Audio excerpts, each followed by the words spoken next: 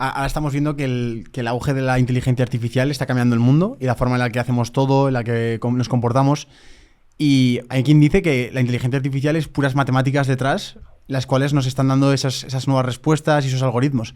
¿Hasta qué punto esto es cierto? O sea, no sé si has investigado algo sobre estos modelos de inteligencia artificial y un poco en qué están basados, para poder también entender algo que es totalmente la vida real y que es que yo a veces alucino, digo, ¿cómo es capaz de saber esto?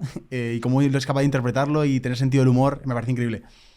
Pues las inteligencias artificiales, que son básicamente un concepto que ahora se usa de forma muy, digamos, superficial con los nuevos ChatGPT.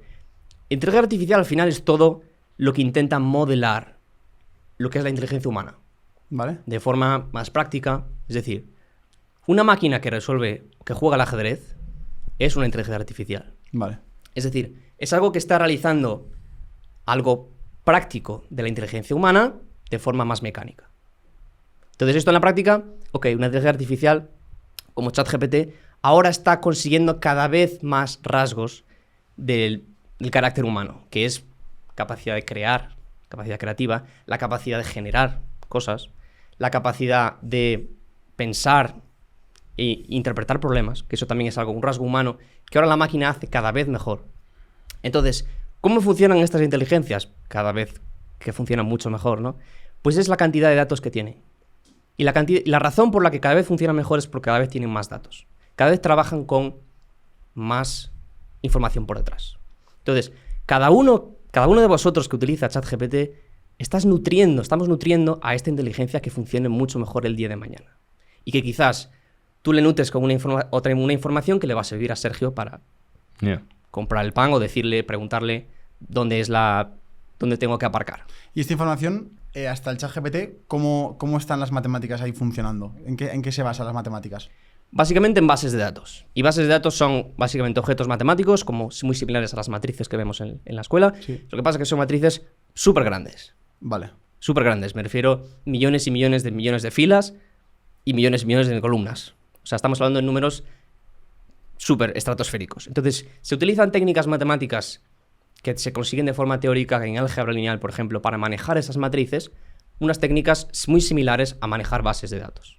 Ah, claro. Aquí habría que diferenciar un poco la técnica matemática y el cálculo matemático. Totalmente. El cálculo es el que es una locura, ¿no? El que son muy grandes. Sí. Bueno, yo no sé si lo sabes, pero tuve intento de ser ingeniero y eran unas matrices enormes, porque encima en la carrera que yo hacía era todo con ordenador y era una locura. Y es verdad que en el cálculo no te centrabas tanto, te centrabas más en las órdenes que le habías dado antes y si habías utilizado la técnica correcta. Tienes un vídeo en tu canal que nos ha llamado la atención, que es enfrentas a ChatGPT a cálculos matemáticos. ¿Qué conclusiones sacas de ese vídeo? Muy interesante, porque yo ese vídeo lo hice con la idea de vamos a pillar a ChatGPT. Sinceramente lo hice. Y dije, ChatGPT no va a saber resolver este problema. Y al final me llevé una sorpresa, porque ChatGPT sabe más de lo que yo pensaba. ¿Qué problema le pusiste? Pues le puse problemas, hice varios niveles, ¿no? Hice niveles más básicos y niveles más avanzados, y eran problemas matemáticos que podemos tener cuando estamos en la carrera o inclusive cuando somos pequeños en secundario o en primaria. Empecé con las propias sumas, con fracciones, y luego ya me metí con problemas universitarios un poquito más desarrollados. Pero increíblemente, por muy abstracto que fuese el problema, ChatGPT conseguía darle a la cabeza y conseguía resolver el problema. ¿Te acuerdas un poco el enunciado? ¿Cómo era? ¿De qué problema? ¿De uno más básico? De un problema avanzado para... ¿Un problema avanzado? De manzana, seguro. No. Tenía problemas de secundaria como eran integrales, que son problemas ya más mecánicos. Vale. Y luego había problemas, le puse una pregunta trampa, que es, no sé si lo habéis visto por ahí, pero ronda por ahí, por redes sociales, una demostración de que 1 más 1 no es igual a 2. Ostras, ahora lo explicamos esto. ¿No lo explicamos? Porque es muy raro y obviamente es falso. Y se la puse a ChatGPT y me pudo identificar que era falsa. Entonces, consiguió encontrar el error en algo que mucha gente se piensa que es verdad. Ostras. Hostia, joder, me ha dejado con muchas ganas de... Bueno, lo dejamos para luego. ¿Os parece si entramos en la vida de matemáticos? Por favor.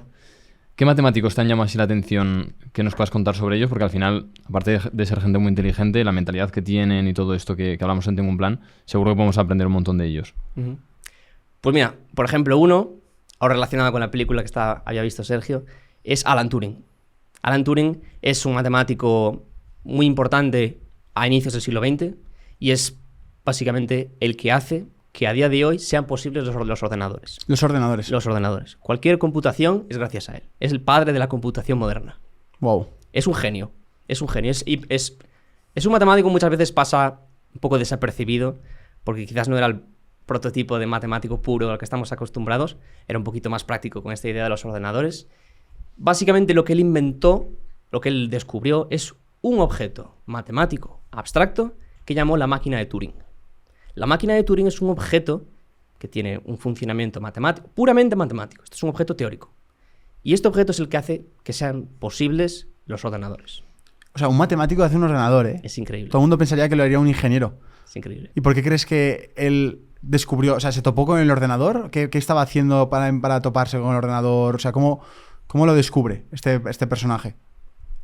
Yo no diría más que fue una descubierta, sino un invento, ¿no? Un invento. Es decir, es algo que se inventó a propósito. No se descubre de forma aleatoria, como quizás se descubrió otros teoremas en matemáticas, como el teorema de Pitágoras, por ejemplo, sino es algo que propositadamente Turing estaba buscando una forma de recopilar información. Vale. Una forma de recopilar información y de poder nosotros interactuar con ella. Y ese es el principio de un ordenador. Y ese es el principio de una máquina de Turing. Ahora, el principio matemático es un poquito más complicado de explicar, pero el principio teórico es ese. Es queremos conectar con una máquina.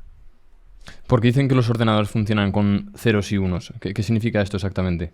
Básicamente necesitamos una forma de hablar con ellos. Una forma Vale. de comunicarnos, ¿no? En la práctica, tú mueves el ratón y no ves ceros y unos. Pero todo lo que hay por detrás, después de toda esta codificación e interpretación del propio ordenador, es ceros y unos. Es decir, es un código binario.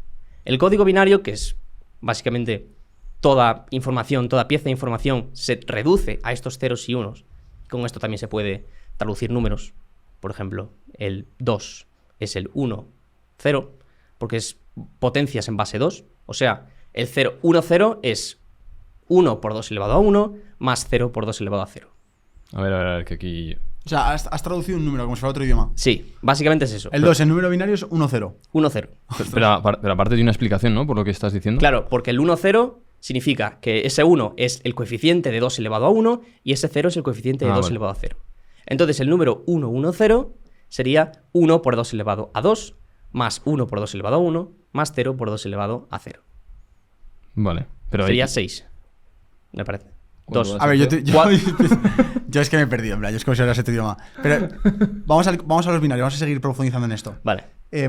¿Cómo nacen estos números binarios y por qué la necesidad de traducirlos todos a unos y ceros? Vale. ¿Por simplicidad? ¿Para qué hace falta? Sí. Es decir, lo bueno de los unos y los ceros es que el 0 significa apagado y el Vale. 1 significa encendido. Vale. Entonces, el 1 significa que pasa la corriente, el 0 que no pasa la corriente. Ok. Esto en términos físicos del ordenador. Vale. En términos físicos. Es decir, si tenemos una cadena donde tenemos unos y ceros, el 1 va a significar en la práctica que pasa la corriente, el 0 que no. Vale. Eso es la forma que nosotros encontramos más sencilla de hablar con el ordenador. Y luego todo lo que nosotros queramos se traduce en ceros y unos, como Ok. os puse el ejemplo de los números ahora. Ok. Vale. Entonces, es un lenguaje con el que comunicamos con el ordenador.